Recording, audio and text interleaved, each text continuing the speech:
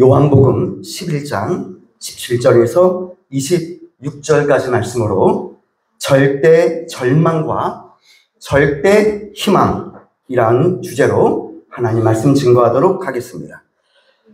사람이 한평생 살아가는 동안 가장 마음이 아프고 슬픈 일이 있다고 한다면 어떠한 일일까요? 여러분은 인생 살아가시면서 가장 마음이 아프고 슬펐던 적이 언제이십니까? 아마 사랑하는 사람과 사별하는 일일 것입니다. 사랑하는 부모님, 사랑하는 나의 배우자, 사랑하는 나의 형제, 무엇보다 사랑하는 자식을 먼저 떠나보내면 그 슬픔은 이루 다 표현을 못할 것입니다. 요즘에는 가정마다 반려견, 반려묘, 이런 반려동물을 키우는 가정이 상당히 많습니다. 그래서 이런 반려동물들을 가정에서 가족처럼 기르는데 반려묘나 반려견은 사람의 수명보다 짧습니다. 그래서 먼저 세상을 떠나지요. 그러면 그 주인은 어떻게 될까요? 여러분, 요즘에는요, 이 반려동물의 장례식장이 있는 거 여러분 다 아실 것입니다. 그 장례식장도요, 가장 싼 게 뭐 10얼마인가, 그리고 비싼 건 100만 원이 넘어간대요. 왜 사람들이 반려견, 반려묘, 이런 반려동물들에게 왜 장례식장을 만들고 그 동물들에게 그렇게 돈을 쓸까? 왜냐하면 그 이후에 그 보호자 있잖아요, 여러분. 그 동물들의 주인이 있잖아요. 그 동물들이, 그 주인이 그렇게 슬퍼한다는 거예요. 그래서 이 반려동물들과 사별을 겪는 슬픔이 오래 이어질 경우, 여러분 혹시 펫 로스 증후군이라고 들어보신 적 있습니까? 펫 로스 증후군. 이게 바로 이 반려동물을 이제는 먼저 떠나보내면 생기는 병이라고 해요. 저희도 강아지를 키우거든요. 아마 그 강아지가 죽으면 어떻게 될까? 아마 저도 펫 로스 증후군이 생길까? 근데 저는 안 생길 것 같아요. 근데 저희 아이들이라든가 이렇게 펫 로스 증후군이 찾아올 수 있다. 증상이 뭐냐면 우울감, 불안감, 무기력, 불면증, 두통, 소화불량, 식욕부진이 일어난다는 거예요. 그래서 집에 나갔다가 집에 들어오잖아요. 그러면 집에 딱 들어오면 강아지들이 멍멍멍 하면서 막 주인을 반기잖아요. 근데 그 반려견이 죽은 거예요. 그러니까 어때요? 나도 모르게 찾게 된다는 거예요. 나도 모르게. 그리고 밥 먹을 때 눈물이 나고 밤엔 울다가 잠을 드는 사람들이 그렇게 많대요. 여러분, 사람이 일생을 살아가다가 크고 작은 어려움을 만나는데 요즘 젊은이들은요, 삶이 너무나도 힘드니까 스스로 자기 목숨을 포기한다고 해요. 그래서 2024년 작년 통계를 보니까 2012년부터 2024년까지 무려 스스로 목숨을 끊은 사람이 몇 명이나 될까? 한번 통계를 내봤대요. 2012년부터 지금까지. 여러분, 몇 명인지 아세요? 14,872명이 그만 스스로 목숨을 끊었다. 자, 이거를 하루에 계산해 보니까 하루에 40명이 스스로 목숨을 끊었다라고 하는 거예요.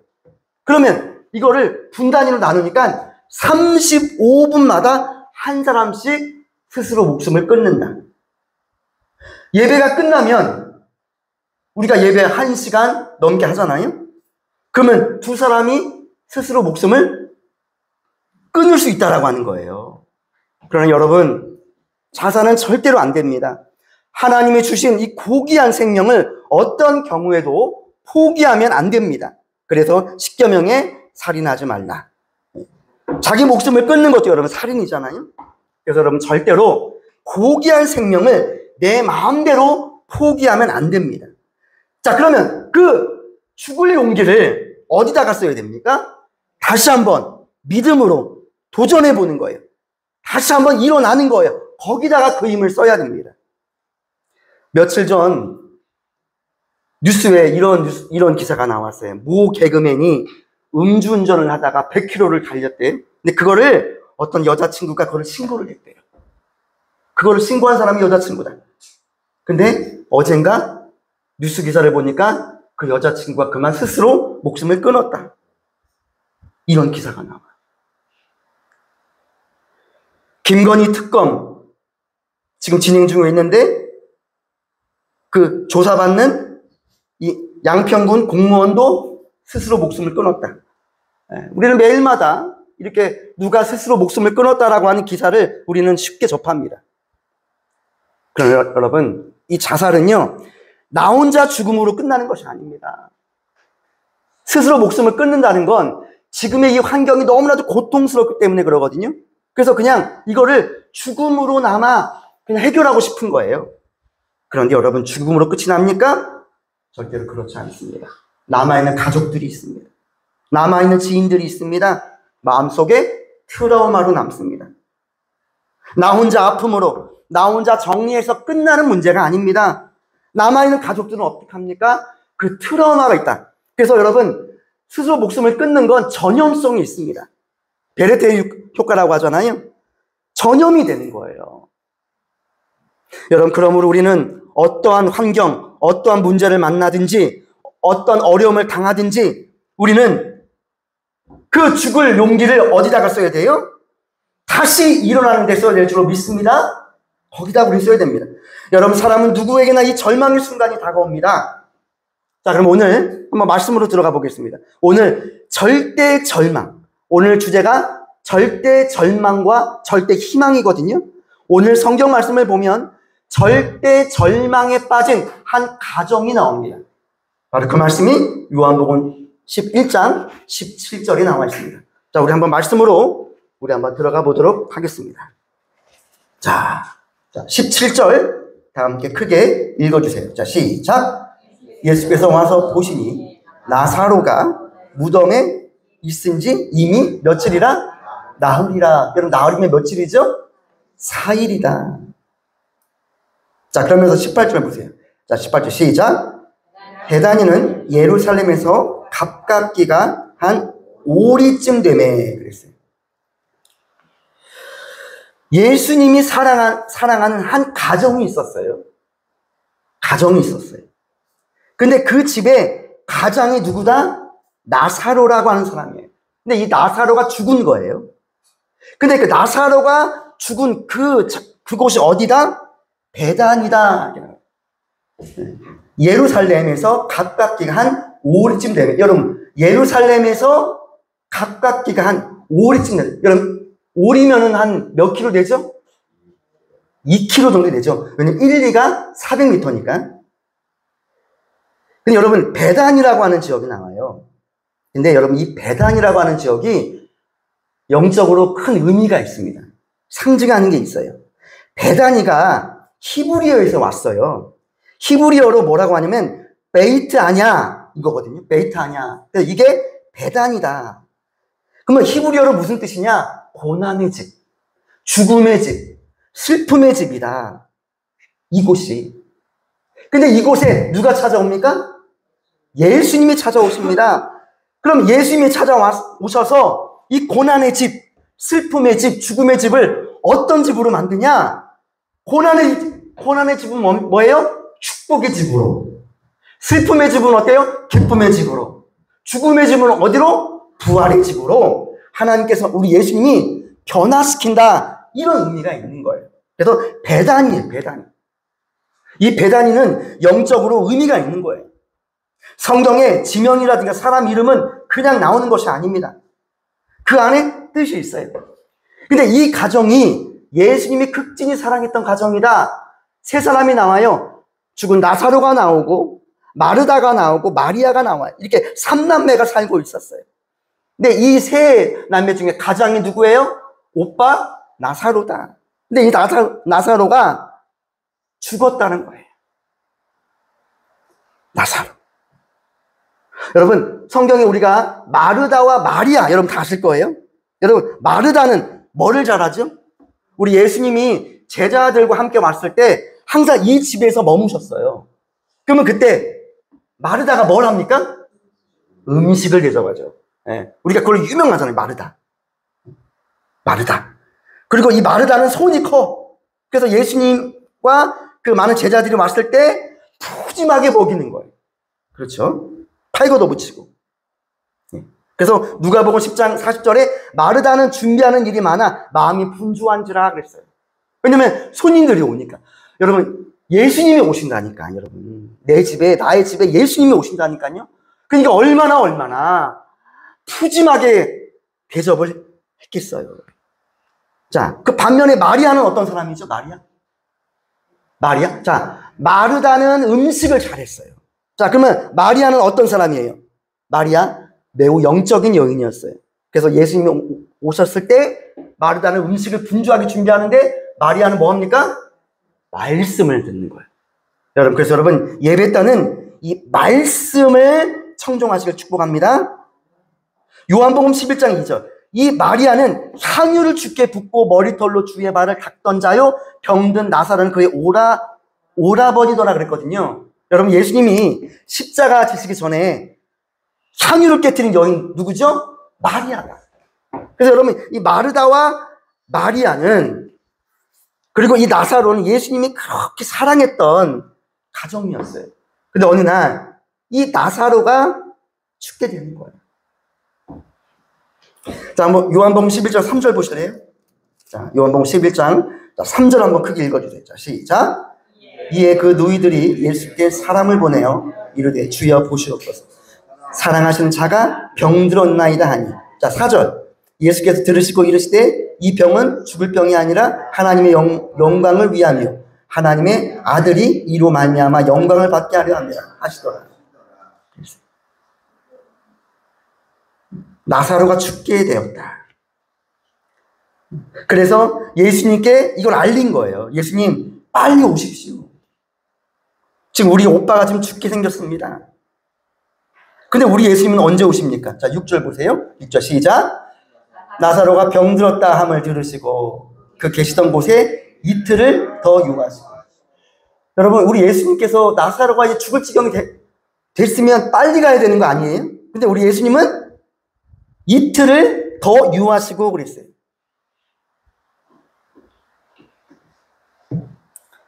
그래서 여러분 17절에 예수께서 와서 보시니 나사로가 무덤에 있으니 이미 나흘이라. 이미 사흘이 지난 거예요.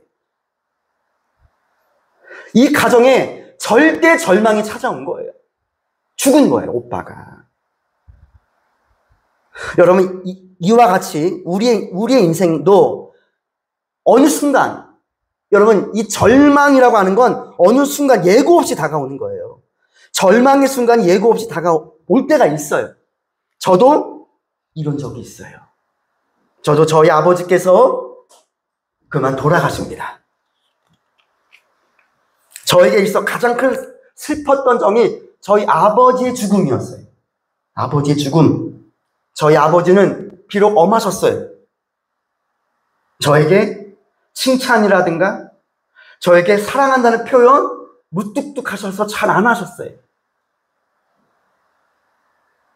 하지만 저는 저희 아버지께서 저를 사랑하신다라고 하는 그 모습을 저는 느낄 수가 있었어요. 그런 아버지가 어느 날 돌아가십니다. 그때 제가 아마 그때가 아마 제 인생에서 가장 많이 운 적이 아닌가 싶어요. 이렇게 사랑하는 이렇게 가족, 아버지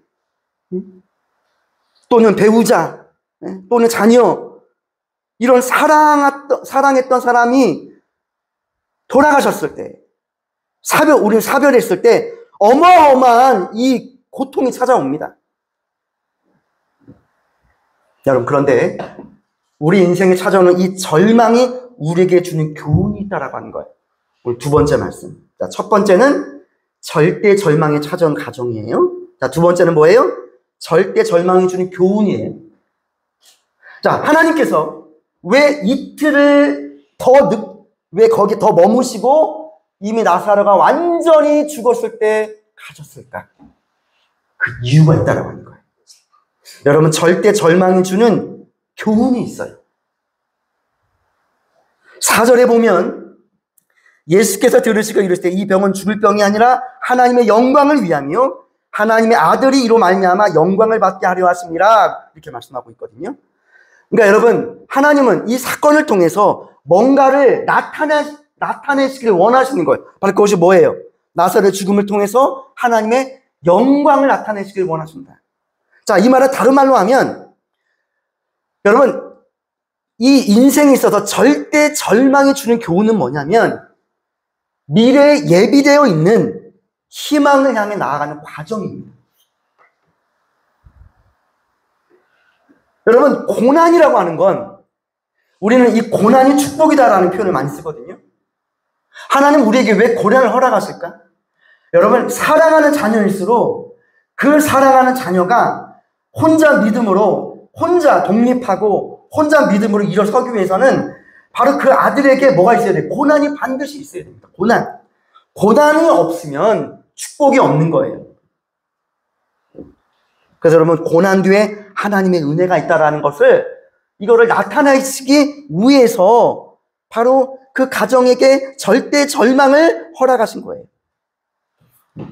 그래서 여러분, 로마서 5장 3절 이하의 말씀을 보면 이렇게 말씀합니다. 다만 이뿐 아니라 우리가 환난 중에도 뭐하나니? 즐거워하나니. 이는 환난은 인내를, 인내는 연단을, 연단은 소망을 이루는 줄 알미라. 자, 즉 이 말씀은 무슨 뜻이에요? 환난은 곧 소망을 이루는 하나님의 도구다. 여러분, 이 소망이라고 하는 건 고난이 있을 때 그게 소망이 되는 거예요. 고난이 있을 때. 여러분, 고난이 없잖아요? 그럼 소망도 없어요. 우리가 여러분, 소망이라고 하는 건 내가 좀 고난이 있기 때문에 그 소망을 바라보는 거예요. 우리가 지금 고난이 있기 때문에 우리가 예수님을 바라볼 수 있는 거예요. 저는 어릴 때 굉장히 가난했습니다. 그 하루 제가 하나님께 기도했던 적이 있어요. 하나님, 저는 왜 이렇게 가난합니까? 그때 하나님께서 저에게 제 마음에 주신 응답이 뭡니까? 나는 너에게 재산을 주었다. 나는 너에게 재산을 주었다. 재산이 뭡니까? 그 재산이 뭡니까? 가난이다. 여러분, 가난이 왜 재산입니까? 여러분, 그 가난을 통해서 끊임없이 저는 하나님을 의지할 수밖에 없었습니다. 끊임없이. 여러분, 가난이 재앙이 아닙니다. 가난이 저주가 아닙니다. 가난 때문에 내가 더 무릎을 꿇을 수 있었던 거고, 그리고 가난한 자의 심정을 내가 오히려 더 이해할 수가 있었던 거고, 가난을 통해서 하나님 앞에 나아가 더 기도할 수가 있었던 거예요. 사람은 배에 기름이 끼고 배가 따뜻해 보십시오. 뜨끈한 아랫방밖에 생각이 안 납니다. 여러분, 사람은 고난이 있을 때 소망을 꿈꾸는 거예요. 소망을 바라보는 거예요. 구약의 창세기에 보면 요셉이 그랬잖아요. 요셉, 장차 큰 인물이 될 꿈을 꾸잖아요. 어때요? 근데 그 복이 요셉에게 그냥 찾아옵니까? 아니잖아요. 형제에게 미움당하고 노예로 팔리고, 노예로 팔려간 그곳에서도 또 모함으로 감옥에 들어가잖아요. 그러다가 22년 만에 어떻게 됩니까? 꾸었던 꿈이 이루어지잖아요. 그 형들. 그렇죠? 형들이 와서 요셉에게 다 절하잖아요. 사랑하는 성도 여러분, 고난은 축복의 도구입니다. 사람은 극심한 절망, 낙심, 고난이 찾아오면 어떤 생각이 드냐? 죽고 싶다라고 하는 생각이 찾아옵니다. 죽고 싶다. 여러분, 이 죽고 싶은 생각은 누구나 다 합니다. 누구나 다 합니다. 근데 그 죽고 싶은 생각이 충동적으로 이게 내게 엄습해 옵니다. 그래서 여러분, 사람이 스스로 목숨을 끊을 때 이게 충동이 이게 올라오는 거거든요. 충동. 그때 그거를 신앙으로, 찬양과 기도로 그거를 무마시켜야 되는데 그 충동을 이기지 못하면 어떻게 돼요? 행동으로 옮기게 되는 것이죠.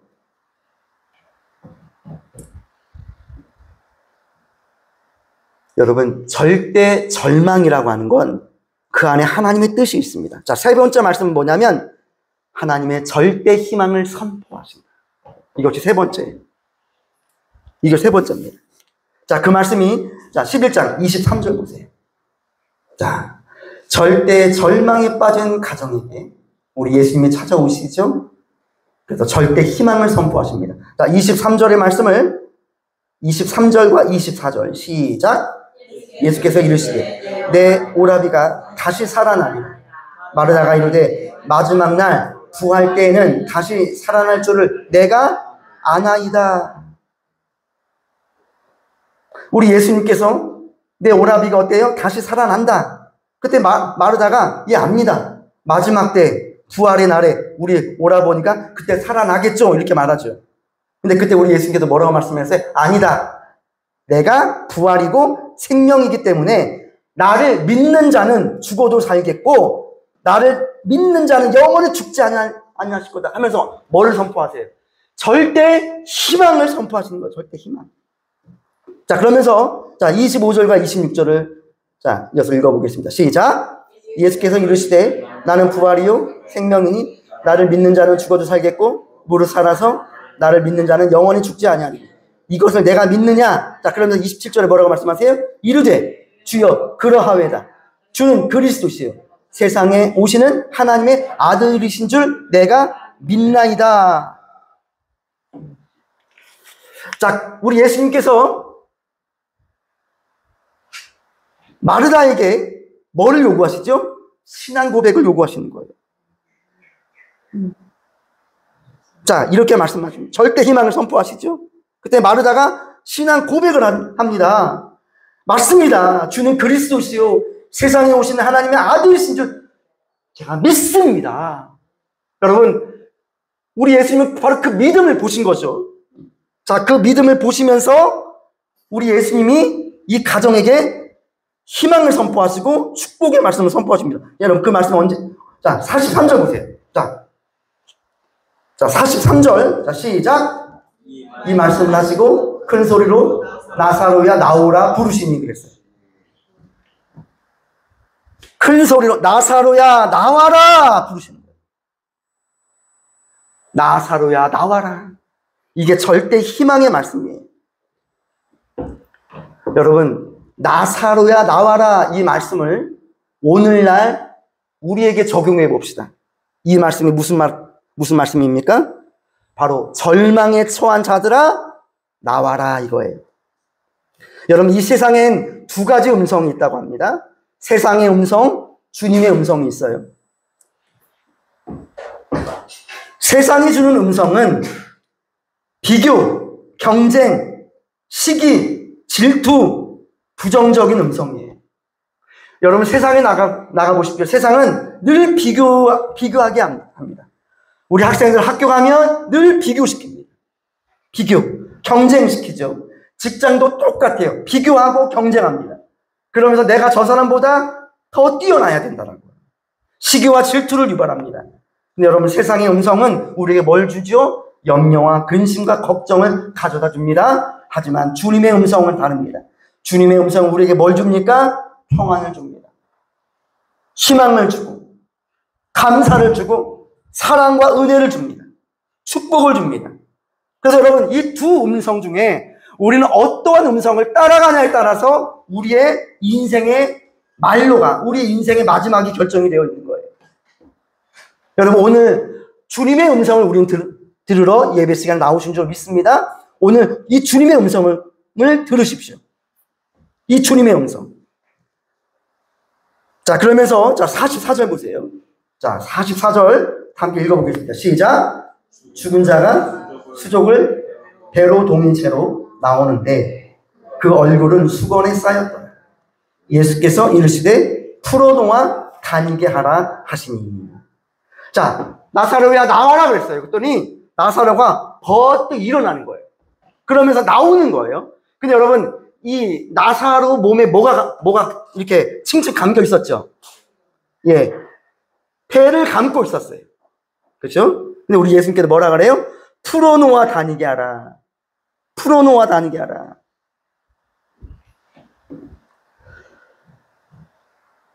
풀어놓아 다니게 하라. 여러분, 이건 무슨 뜻일까요? 이거를 오늘날 우리에게 이 말씀을 적용해 보면 바로 이거예요. 여러분, 지금 우리에게도 감고 있는 것이 있다라고 하는 거예요. 감고 있는 것이 있다. 그거를 우리 예수님이 풀어줘라 이거예요. 풀어라 이거예요. 어떤 사람은 부정적인 생각이 내 몸을 칭칭 감고 있어요. 어떤 사람은 소심한 사람은 자꾸만 과거의 상처가 나를 칭칭 감고 있어요. 어떤 사람은 염려와 근심과 걱정으로 내 몸을 칭칭 감고 있어요. 오늘 그거 뭐 하라는 거예요? 풀어라 이거예요. 풀어라. 사랑하는 성도 여러분, 여러분에게 있어 여러분을 감고 있는 것이 무엇입니까? 이게 묶여 있는 거거든요, 여러분. 여러분, 사람은 묶이잖아요. 그러면 자유가 없잖아요. 오늘 주님께서 그 나사로에게 말씀합니다. 그 배를 그 꽁꽁 묶어 있는 거를 풀어라는 거예요. 여러분, 오늘 우리는 이거 풀어야 됩니다. 예배가 무엇입니까? 기도가 무엇입니까? 찬양이 무엇입니까? 내 인생을 똘똘 감고 있는 거 푸는 거예요. 이거 여러분 풀어야 됩니다. 자, 그러면 풀어놓는 게 무엇인가? 두 가지가 있는데 첫째는 뭐냐면 크게 한번 따라해 보실래요? 모든 걸 주님께 맡깁시다. 예. 우리의 인생을 감고 있는 것이 있어요. 여러분, 이거를 풀려면 뭐가 필요하냐? 첫 번째, 나의 인생의 모든 것을 하나님께 맡기는 믿음이 필요해요. 맡겨야 돼요. 그래서 여러분, 베드로 전서 5장 7절 말씀에 너희 염려를 다 주께 맡기라. 이는 그가 너희를 돌보십니다. 시편 55편 22절에 내 짐을 여호와께 맡기라. 그가 너를 붙드시고 의인의 요동함을 영원히 허락지 아니하시려다 그랬거든요. 여러분, 이 배를 푸는 건 첫 번째 하나님께 맡기는 건데, 그럼 뭐까지 맡기냐? 결과까지 맡겨라 이거예요. 결과까지 맡겨라. 많은 사람들이 하나님께 맡기긴 맡겨요. 하지만 결과까지 맡기지 않습니다. 뭘 보면 알 수 있냐면 결과가 안 좋아요. 결과가 내 계획대로 안 돼. 그러면 거기서 불평과 원망이 나오는 거거든요. 여러분, 이건 맡기는 게 아니에요. 여러분, 전적으로 맡긴다는 건 그 일의 결과까지 맡기는 거예요. 그 결과가 여러분 좋으면 어때요? 땡큐죠. 더 좋은 거죠. 하지만 결과가 안 좋을지라도 어때요? 그 안 좋은 것까지 맡기는 거예요. 왜냐하면 그것마저도 하나님의 뜻이 있거든요. 그리고 두 번째, 우리 인생을 똘똘 감고 있는 배를 푼다는 건 두 번째 뭐예요? 감사해라 이거예요. 자, 첫 번째, 모든 걸 하나님께 맡겨라. 그리고 두 번째는 뭐예요? 맡긴 것에 대해서 무조건 감사해라 이거예요. 감사해라 이거예요. 여러분, 그래서 여러분, 우리의 입에서 감사만 나와야 돼. 감사. 여러분, 우리 옆에 분에게 한번 말씀해 주세요. 우리 항상 감사합시다. 시작. 여러분, 감사가 멈추는 순간 마귀는 다시 감습니다. 어떤 분이 이런 분이 있어요. 오늘 예배 시간 나오셨잖아요. 그러면 이 예배 시간에는 우리 인생을 똘똘 묶여 있는 거를 풀어요. 그래서 예배를 드려요. 근데 예배가 끝나요. 예배가 끝나고 밖으로 나가시는 동시에 다시 그 배를 감고 집으로 가신 분이 있다는 거예요. 여러분, 오늘 이 시간 예배 시간에 여러분의 인생을 옥죄이고 있는 것이 있어요. 똘똘 감고 있는 건 여러분 다 푸시기를 축복합니다. 이거를 유지하려면 어때요? 내 입술에서 여러분 감사만 나와야 돼요. 감사는 마귀가 우리의 인생을 똘똘 묶는 걸 푸는 열쇠예요. 감사. 여러분 감사해 보세요. 그러면 우리 인생이 이 마귀는 이거 감지 못해요. 여러분 감사만 해보십시오. 저는 이번 추석 연휴 때 저는 제 마음속에 참 은혜스러운 추석이었어요. 여러분 제가 여러분에게 한 가정을 여러분에게 소개를 시켜드리려고 그래요. 아까 그 나사로 가정을 제가 이건 성경 말씀이고 실제로 어떤 한 가정을 여러분에게 소개해 주려고 그래요. 정말 믿음 좋은 가정인데 남편의 이름은 이관희 집사님이고 아내는 오은주 집사님이에요. 혹시 이관희 집사님이라고 혹시 들어보신 분 계세요? 네. 이분들이 몇 년 전에 영화까지 나왔어요. 그 영화 제목이 뭐냐? 교회 오빠라고 하는 영화 제목. 교회 오빠. 제가 이번 추석 연휴 때 이 영화를 봤어요. 그 전에도 제가 이렇게 한번 봤는데 그때는 띄엄띄엄 봤거든요. 근데 올 추석 연휴 때는 이거를 집중해서 봤어요. 말씀을 준비하다 보니까 이 영화까지 오게 됐어요. 여러분이 한번 소개해 드릴게요. 그 현대판 욥의 이야기거든요. 그 아내분이 오은주 집사님이세요. 오은주 집사님. 이분들이 평범한 크리스천 가정이에요. 남편은 이관희 집사님이에요. 근데 이 이관희 집사님이 어떤 분이냐? 어릴 적부터 모태신앙으로 교회에서 살았던 분이에요. 술과 담배를 멀리하고 오직 교회와 가정을 오가며 신앙 안에서 자란 모범적인 청년이었어요. 그래서 진정한 교회 오빠예요. 여러분 교회 오빠 하면 딱 떠오르는 상이 있잖아요. 교회 오빠 하면 믿음 좋고 막 기타 치면서 막 은혜스러운 찬양하고 이런 신앙 좋은 오빠, 바로 교회 오빠의 모습이에요. 이 이관희 집사님. 근데 그 부인 되는 그 오은주 집사님이 이제 이 집에 과외 선생님으로 이분이 와요. 고등학교 때. 오은주 집사님이 고등학교 때. 그래서 이 과외 선생님으로.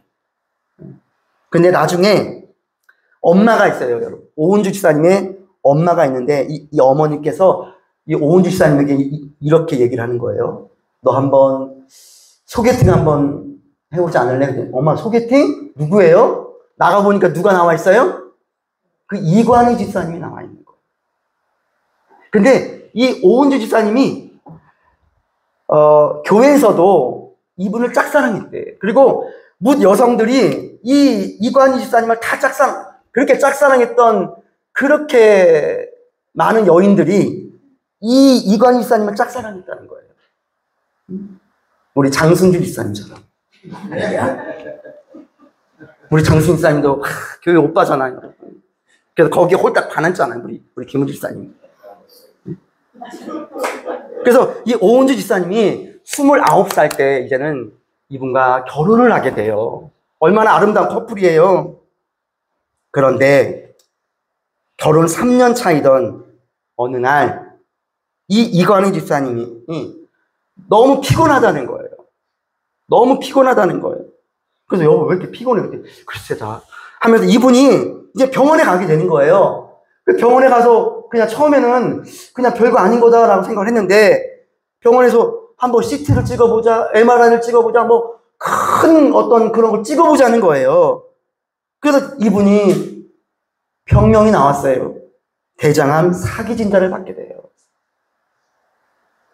근데 그때가 언제냐? 오은주 집사님이 딸을 낳고 산후조리원에서 막 퇴소할 때, 그러니까 아기를 낳고 산후조리가 다 끝났을 때예요. 그때 이 이관희 집사님이 대장암 말기라고 하는 이 소식을 듣게 되는 거예요. 여러분, 대장암 말기는 어떤 병이죠? 여러분, 말기가 무엇입니까? 암 말기가 바로 장기에 암세포가 전이가 되었던 거예요. 그래도 이관희 집사님은 포기하지 않고 최선을 다해 치료받습니다. 교회 오빠라는 별명처럼 투병 생활을 모범적으로 합니다. 그러면서 기도하고 하나님께 고쳐달라고 소원 기도를 드립니다. 그런데 여기서 끝나면 좋을까? 얼마나 좋을까요? 얼마 지나지 않아 그 이관희 집사님의 어머님이 계세요. 그 어머님이 내 아들이 암 말기 환자잖아요. 그래서 그 집에서 같이 살았대. 근데 그 어머니가 자기 아들이 말기암에 걸려서 얼마 못 살 걸 알고 이 어머니가 너무 상심에 빠집니다. 너무 괴로워하는 거예요. 그러다가 스스로 이 어머니가 생을 마감하게 돼요. 여러분, 그 남편이 말기암에 걸린 것도 불행인데 그 시어머니까지 그만 스스로 목숨을 끊게 됩니다. 그때 이 오은주 집사님이 하나님께 원망을 쏟아내었대요. 하나님, 어떻게 이럴 수가 있습니까? 우리 신앙생활 잘하지 않았습니까? 그런데 그 남편 이간희 집사님은 오히려 무너지는 마음을 온전히 붙잡고 부인에게 이렇게 말합니다. 이것도 하나님의 뜻이 있을 거라고. 하나님께 온전히 맡기며 끝까지 감사와 찬양의 기도로 나아갔다라고 하는 거예요. 그러면서 이렇게 고백합니다. 어떤 환난이 닥쳐와도 제가 주님을 변함없이 사랑하겠습니다. 절대 주님을 배신하지 않겠습니다. 주님 사랑합니다. 주님 사랑합니다. 이 고백을 드리는 거예요. 그런데 여러분, 이것으로 끝나지 않습니다. 자, 마음이 안정되어 갈 때쯤 이 오은주 집사님의 몸에서 이상한 또 변화가 찾아온 거예요. 그래서 몸이 너무 아프니까 어때요? 진통제를 10개를 먹었대요. 그때는 진통이 그치지 않았던 거예요. 그래서 병원에 가서 또 검사를 해본 거죠. 그랬더니 이 오은주 집사님이 골수암, 그러니까 혈액암이죠, 여러분. 혈액암, 그것도 사기 진단을 받게 돼요. 남편의 병, 어머니의 죽음, 그것도 부족해서 이 아내의 병까지 연달아서 찾아옵니다. 부부가 동시에 암 환자가 된 거예요. 그때 이 오은주 집사님이 하나님께 이렇게 기도했대요. 하나님, 이러다 우리 가족 다 죽습니다. 하면서 울면서 하나님께 기도합니다. 하나님, 막 원망도 하고, 그때마다 이 남편 되시는 이관희 집사님이 뭐라고 말씀하시냐? 여보, 절대 하나님을 우리 원망하지 말자. 이 오은주 집사님이 이제는 그 남편을 위해서 이제는 암에 대한 책을 다 뒤져봤대요. 암에 대한 책을. 뭐 유튜브라든가 책이라든가 안 본 책이 없대요. 그러면서 하루는 이 남편에게 이렇게 말합니다. 여보, 이 암은 이렇게 해야 치료받는데, 그랬더니 이 이간희 집사님은 뭐라고 말하냐? 여보, 지금 그럴 때가 아니라고. 그러면 지금 뭐 할 때냐? 지금은 하나님 말씀에 집중해야 될 때다. 이렇게 말을 하는 거예요.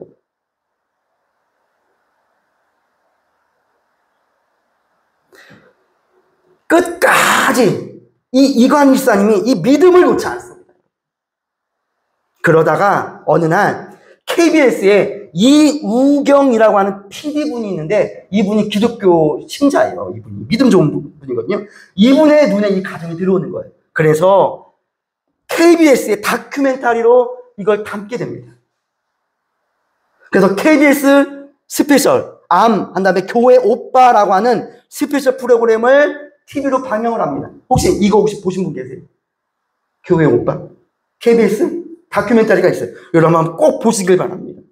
그리고 거기서 끝나는 것이 아니라 이게 영화로 나옵니다. 교회 오빠. 그리고 이게 또 책으로 출간합니다.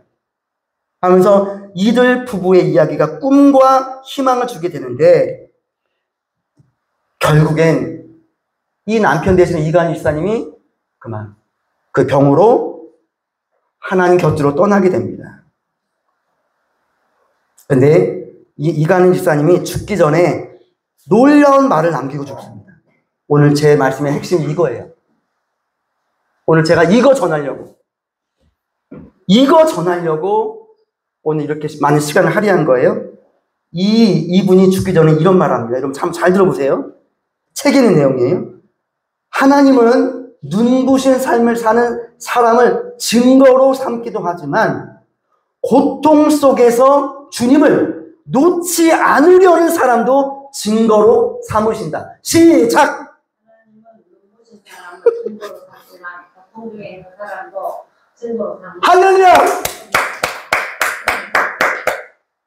여러분, 여러분. 우리가 하나님을 믿는다, 복된 삶이다, 우리가 이렇게 말할 때 우리는 주로 뭘 생각합니까? 우리가 잘 되는 것, 잘 돼서 하나님께 영광 올려드리는 것. 그죠? 우리가 돈도 많고, 우리가 건강하고, 내 자식도 좋은 대학교 가고, 좋은 직장 가서 하나님께 영광을 올려드려야 되는 삶이 진정한 복된 삶이다. 이런 생각 우리는 많이 합니다. 가난하고, 병에 걸리고, 이러면 복된 삶이 아닌 걸로 우리는 생각을 하는 경향이 참 많습니다. 하지만 이분은 이렇게 말합니다. 고통 속에서 주님을 놓지 않으려는 사람도 증거로 삼으시다. 저는 이 글을 읽고 너무너무 은혜가 됐어요. 너무너무 은혜가 됐어요. 제가 그래서 이 주일이 그렇게 기다려졌어요. 이거 우리 성도님들에게 전하자. 이 은혜를 우리 성도님들과 함께 나누자. 여러분, 고통 속에서 누구를 놓지 않으려고? 주님을 놓지 않으려는 사람도 증거로 삼으신다. 이간희 집사님이 살아생전에 그 오은주 집사님, 부인되는 오은주 집사님이 그런 말을 했대요. 여보, 욥기에 보면 욥이 그렇게 큰 고난을 받잖아. 근데 나중에 어때? 맨 마지막에 욥이 어떤 복을 받아요? 갑절의 복을 받잖아요. 그러면 끝나잖아요. 여보, 우리도 이렇게 갑절의 복을 받았으면 좋겠어. 이렇게 말을 하는 거예요. 갑절의 복이 뭡니까? 당신 그 암도 낫고, 우리가 기도하는 거 다 응답되고, 이런 거. 근데 그때 이관희 집사님이 뭐라고 말하냐? 여보, 그거는 올바른 신앙이 아니래요. 올바른 신앙이란 결과를 보는 게 아니라 과정을 보는 거다. 과정을 보는 거다. 여러분, 자, 이 남편이 하나님 곁으로 떠났어요. 자, 그럼 이 부인은 어떻게 됐을까?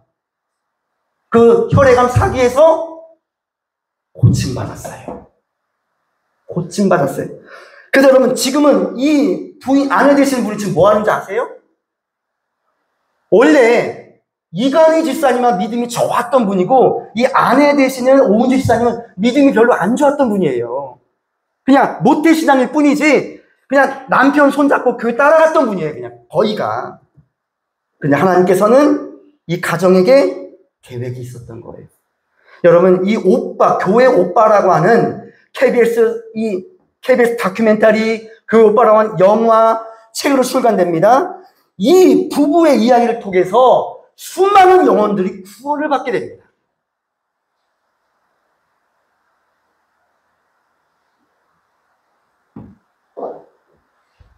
사랑하는 성도 여러분, 저는 이 교회 오빠라고 하는 영화, 이 가정을 보면서 믿음을 다시 한번 생각을 해보게 되었습니다. 우리는 하나님이 우리에게 뭔가 줘야 물질의 복도 주고, 건강의 복도 주고, 뭐 사업의 복도 주고, 뭔가 잘 되는 꿈을 꾸잖아요. 그죠? 하지만 이 가정은 다 이렇습니다. 하지만 결국엔 뭐만 남습니까? 이 가정을 통한 하나님의 구원 사역이 남아있는 거예요. 사랑하는 성도 여러분, 나사로가 이게 완전히 죽었어요. 하나님은, 우리 예수님은 왜 나사로가 완전히 죽었을 때까지 기다리십니까? 바로 그 나사로를 통한 하나님의 계획이 있었던 거예요. 계획이 있었던 거예요. 나사로가 완전 죽어야 이젠 절대 절망입니다.